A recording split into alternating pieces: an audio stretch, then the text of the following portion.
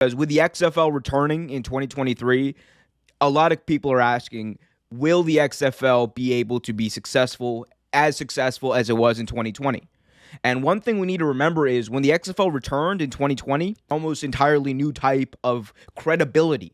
It did a lot of things. It tried a lot of things that we want the NFL to now do. People want to see things like the different types of 2-point conversions. They have the 3-point conversion, 4-point conversion, the 4th and 15 onside kick rule. These were things that now people want to see implemented, including myself, want to see implemented in the NFL. So the XFL 2020, before the COVID pandemic basically rooted it out and took it out, it was a success.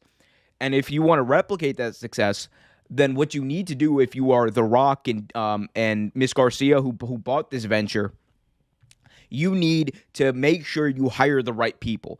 And as of today, we can report that the XFL has hired a series of former NFL and former XFL executives on Monday, anticipating the 2023 return on the field, including one huge name, Russ Brandon, who is now going to serve as the XFL's new president. He was formerly the chief operating officer of the Bills, the Buffalo Bills. So they, again, are reaching out and bringing back some names that have experience with football, have experience with that world. They're not just putting together random executives who have no product knowledge or no knowledge about how to run these types of operations. And that's a good thing. And I think they bring back some of the similar people they also had in the previous XFL, knowing that there's two owners, or new owners, I should say.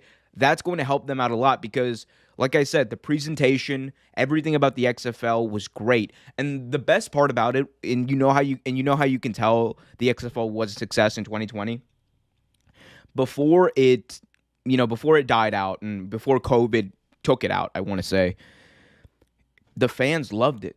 You look at some of those fans, Salt Lake fans who didn't have an NFL team, they loved it. You look at DC fans, I was living in DC at the time. I can attest that DC Defenders were one of the best things, even coming off of that World Series championship win from the Nats. That was one of the best things about DC sports at that time, because people loved the Defenders. They were actually in DC, unlike the Washington football team.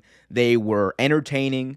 The football was actually pretty good. The views on a lot of the XFL games were good, so the product wasn't, people knew the product wasn't third, fourth rate. And on top of it all, the games were fun and fans loved it. I was there at the Cup Snake game when they had all of the cups lined up at the DC Defenders game. That was actually the last DC Defenders game, if my memory is correct. So the fans loved it. The football was really good. They did a lot of innovative stuff that people liked.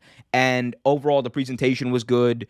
And to top it all off, people watched. Obviously, you're not going to get the same number of people who watch NFL games, but they were able to crack 1 million. Even at the end, they were able to crack 1 million.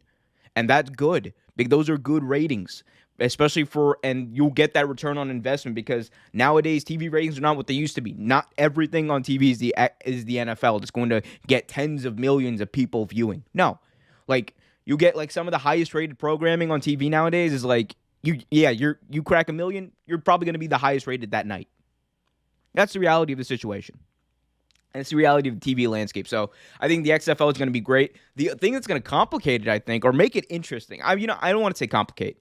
The thing that is going to make the XFL's return in 2023 most interesting is the whole USFL thing that's going to happen. Because I remember I did a video on this back a while ago. So the USFL is coming back. And it is coming back actually a year before the XFL. It's coming back in 2022, so just a few months from now. I believe they have an announcement coming in a week or two. So they're coming back.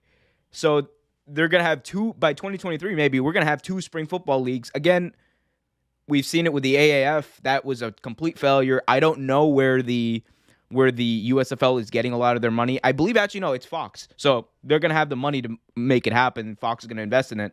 If the XFL can find a partner like they did, they can find CBS to make that the home of their spring football league, that would be interesting because there's nothing better than 2 very, very high up, petty, and well-resourced TV networks going up against each other in very similar competition in prime time, stuff like that. That's going to make it even more interesting, I think, for the more avid fan. Just kind of like that dynamic. So we'll see what happens with that. But as a staunch DC Defenders fan, I will say that to my dying day.